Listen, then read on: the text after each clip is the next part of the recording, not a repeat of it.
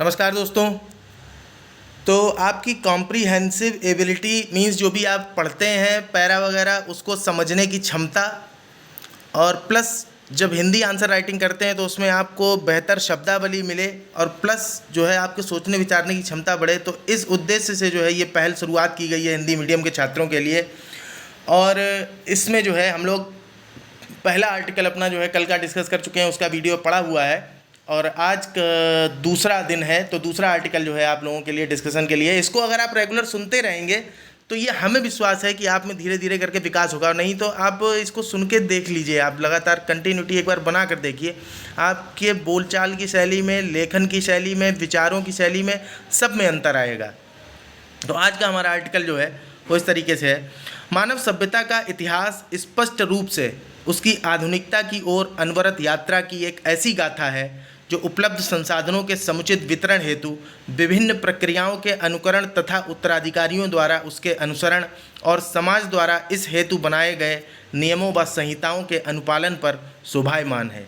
देखिए, आपको हो सकता है कि एक बार में समझने में दिक्कत हो। हमने आपको बोला था कि आप फीडबैक में अगर ये बोलेंगे कि हम एक्सप्लेन भी करते चलें तो हम एक्सप्लेन भी करेंगे, और अगर जो है एक्सप्लेनेशन की ज़रूरत नहीं महसूस होती है तो हम एक्सप्लेन नहीं करेंगे, ताकि वीडियो थोड़ा छोटा ही रहे, आप लोग रेगुलर सुन सकें और शब्दावली आपको मिल जाए अच्छी और आपकी समझ बढ़ सके।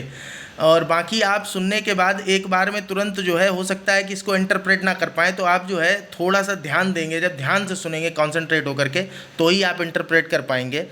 तो मैं फिर से एक बार रिपीट कर देता हूँ शुरू से कि मानव सभ्यता का इतिहास स्पष्ट रूप से उसकी आधुनिकता की ओर अनवरत यात्रा की एक ऐसी गाथा है जो उपलब्ध संसाधनों के समुचित वितरण हेतु विभिन्न प्रक्रियाओं के अनुकरण तथा उत्तराधिकारियों द्वारा उसके अनुसरण और समाज द्वारा इस हेतु बनाए गए नियमों व संहिताओं के अनुपालन पर शोभायमान है। इसी पथ के अंतिम स्थानक तक पहुँचने के अनथक प्रयासों का परिणाम है वर्तमान विश्व व्यवस्था, जिसमें प्रत्येक राष्ट्र ने अपने भौगोलिक क्षेत्रफल, स्थिति, जनसंख्या, उपलब्ध संसाधनों के आधार पर अपनी वैश्विक प्रतिष्ठा को निरंतर ऊपरीगामी बनाए रखने में संलग्नता रखी। सभी राष्ट्रों ने अपने हितों की पूर्ति के संभाव्य भू रणनीति, कूटनीति और राजनीति तीनों का सुंदरतम उपयोग किया।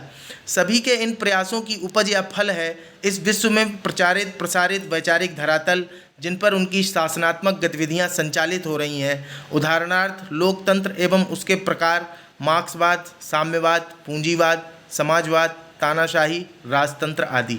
देखिए, ये आर्टिकल एक्चुअल में क्या, मैं ब्लॉग लिखता हूँ तो मेरे ही लिखे हुए आर्टिकल हैं, तो मैं चाहता हूँ कि आप लोगों को भी इसका लाभ मिले, तो इसलिए मैं एक एक आर्टिकल को आपको सुना रहा हूँ, जिससे आपको लिखने के तरीके का भी अंदाज़ा होगा, शब्दावली भी मिलेगी और समझ भी बढ़ेगी जब आप ध्यान से सुनेंगे इसको।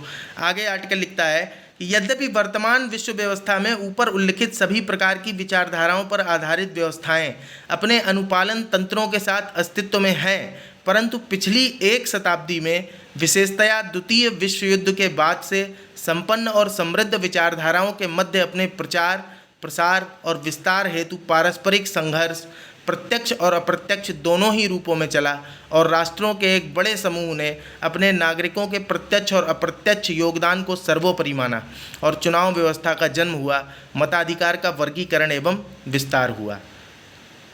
इस तरह जन्मी मत पद्धति के अनुसार शासन की शक्ति स्रोत जनता बनी और सुधार का क्रम जन भागीदारी को अधिक प्रत्यक्ष एवं सुदृढ़ बनाने की ओर बढ़ा। पिछले लगभग 80 वर्षों के कालखंड में विकास की आधारभूत सहगामिनी विज्ञान ने अपनी विविध शाखाओं एवं उनके संलग्न क्षेत्रों में उल्लेखनीय तकनीकी प्रगति की और जन भागीदारी को बेहतर बनाने में योगदान दिया।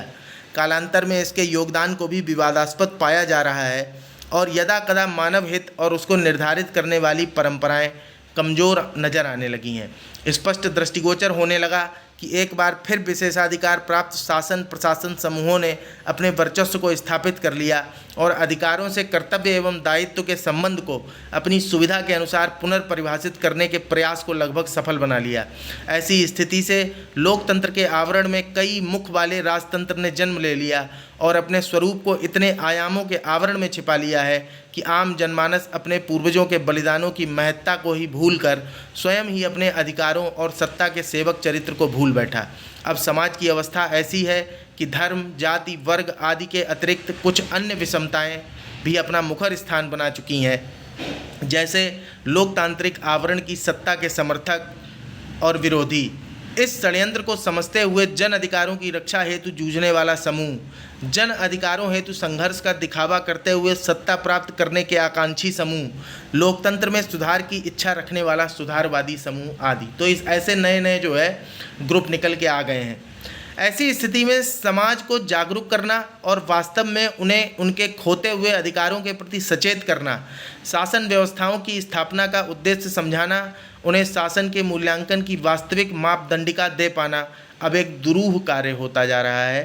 परंतु एक बात स्पष्ट है कि यदि शासन सेवा के नाम पर ऐसे ही आगे बढ़ता रहा तो जनहित की प्राथमिकताओं के सूचीकरण में विषयों के स्थान समुचित बच नहीं पाएंगे, क्योंकि योजनागत रूप से धन को इतना प्रधान बना दिया गया मानव के जीवन में कि समाज स्वयं ही अपनी प्राथमिकताएं बदल बैठा।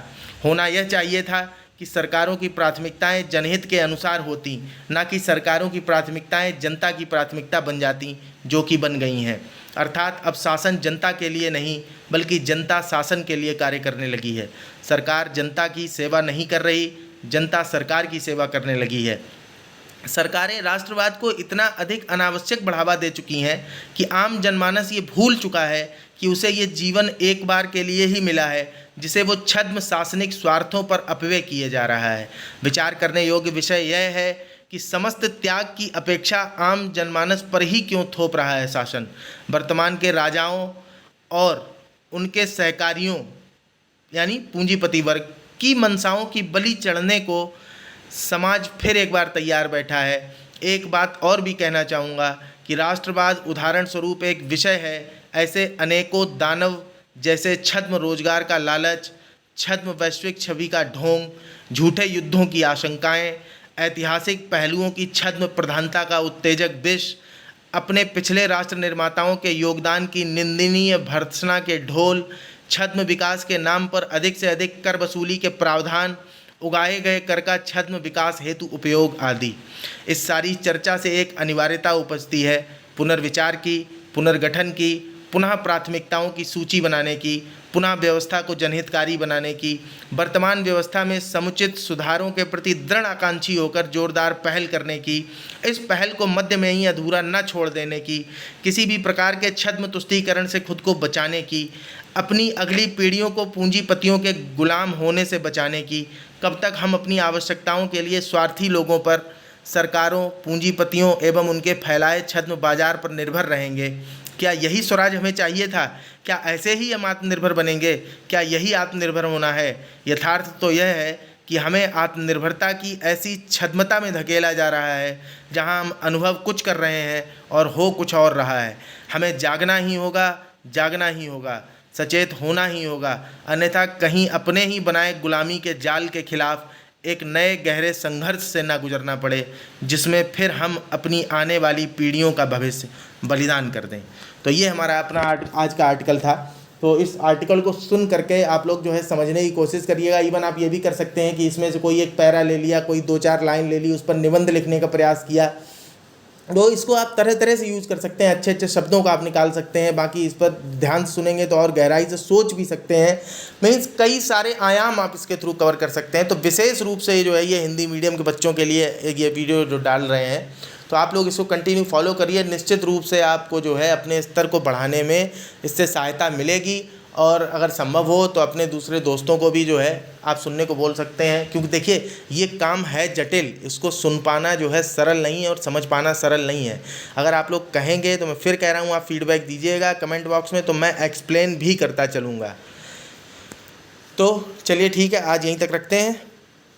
नमस्कार, धन्यवाद।